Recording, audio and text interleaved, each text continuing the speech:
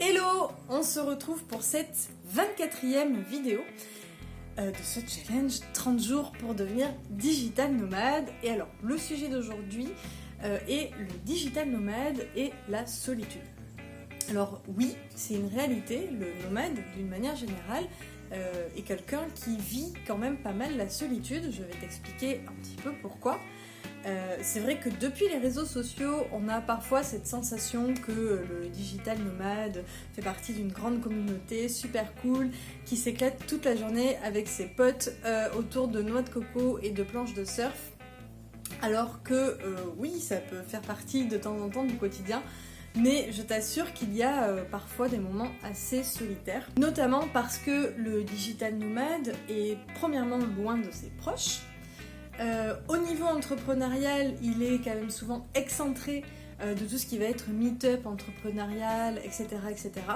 Donc on a tendance parfois à se sentir un petit peu à l'écart de tout ce qui peut se passer dans le monde entrepreneurial et ça peut créer un peu de solitude côté boulot.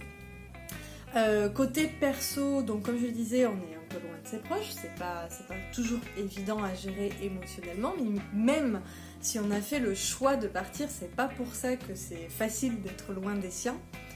Et puis dans le voyage, on rencontre énormément de monde, ce qui peut donner la sensation que le digital nomade n'est absolument pas seul, mais il faut contrebalancer ça avec le mouvement, à la fois son mouvement à lui et le mouvement des gens qu'il va rencontrer, surtout s'il s'agit d'autres voyageurs, et ce qui donne en fait au résultat des relations amicales souvent très fortes, très puissantes et qui durent souvent sur le long terme. Et quand on revoit ces personnes-là, c'est absolument génial.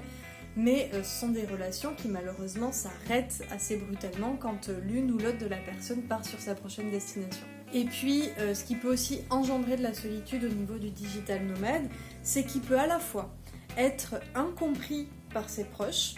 C'est encore aujourd'hui, à l'heure où je tourne la vidéo en 2019, un mode de vie qui est tout nouveau, donc qui n'est pas forcément compris par les autres. Et notamment ses proches peuvent parfois se demander un petit peu ce qui se passe, pourquoi on fait ce choix-là, pourquoi on fait le choix de partir à l'autre bout du monde, travailler sur internet, c'est bizarre. Et on peut aussi parfois être incompris par les personnes qu'on rencontre. Selon les endroits où on va aller, on va rencontrer par exemple beaucoup de voyageurs avec lesquels on va avoir plein de points en commun, notamment sur le voyage. Mais il y a quelque chose qui va faire une grosse différence, c'est au niveau du boulot. Les voyageurs, par exemple, je pense aux tours du mondiste, ils sont en voyage pour un laps de temps défini en tout cas, et donc ils vont profiter à 300%. Ce qui va pas forcément être notre cas, et on va louper des soirées, on va louper des rencontres, et parfois les autres voyageurs vont dire mais ce voyageur-là, il est bizarre, il est tout le temps devant son ordinateur, il est pas comme nous. Donc voilà tout ce qui fait que concrètement, oui, la solitude du digital nomade, elle est réelle, elle existe, mais je t'apporte dans cette vidéo 4 idées, solutions, conseils pour y remédier. Alors la première solution, le premier conseil en tout cas que je te donne, et je te le donnerai même si tu étais un entrepreneur non nomade, c'est de travailler à 300% ton réseau. Déjà au niveau entrepreneurial, c'est important parce que le réseau te permet d'avoir des opportunités, d'apprendre des nouvelles choses, etc., etc. Donc vraiment, construire son réseau, c'est important. Et puis, construire son réseau de digital nomade, c'est assez intéressant aussi. Alors, que ce soit ton réseau d'entrepreneurs ou ton réseau d'entrepreneurs nomades, ce qui est intéressant, c'est que tu vas avoir la possibilité de communiquer, de partager, d'échanger avec des gens qui comprennent ta situation, avec des gens qui savent ce que tu vis au quotidien parce qu'eux-mêmes le vivent. Et donc c'est parfois rassurant, ça fait du bien et c'est important de s'entourer de personnes qui te comprennent dans ton quotidien pour pas lâcher, justement pour faire face un petit peu à ces mauvais moments un peu de solitude. Et puis comme je le disais, le réseau te permet aussi de trouver des opportunités professionnelles, mais pas que, donc c'est vraiment intéressant de le travailler.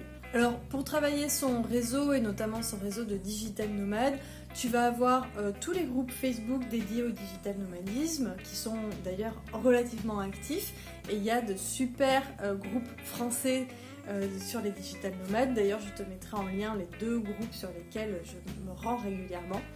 évidemment Instagram avec sa grosse communauté d'entrepreneurs et bien sûr LinkedIn. Deuxième conseil ou solution en tout cas pour faire face à la solitude du digital nomade, c'est de partir voyager dans ce qu'on appelle les hubs de digital nomade. C'est-à-dire des endroits dans le monde où il y a une forte concentration de digital nomades. Donc tu te retrouves en fait tout de suite avec la communauté, vraiment il y a possibilité de faire plein de super rencontres, rencontrer d'autres digital nomades, échanger au niveau pro, au niveau perso, etc. Les avantages de ces hubs, de ces places-là, de ces endroits-là. Alors il y a par exemple Bali, Chiang Mai, Medellín en Colombie, Maspalomas aux Canaries. Tous ces endroits-là ont pour avantage d'avoir la vie locale, la vie sur place qui est à un tarif plutôt raisonnable et avantageux. C'est d'ailleurs pour ça qu'il y a plein de digital nomades là-bas.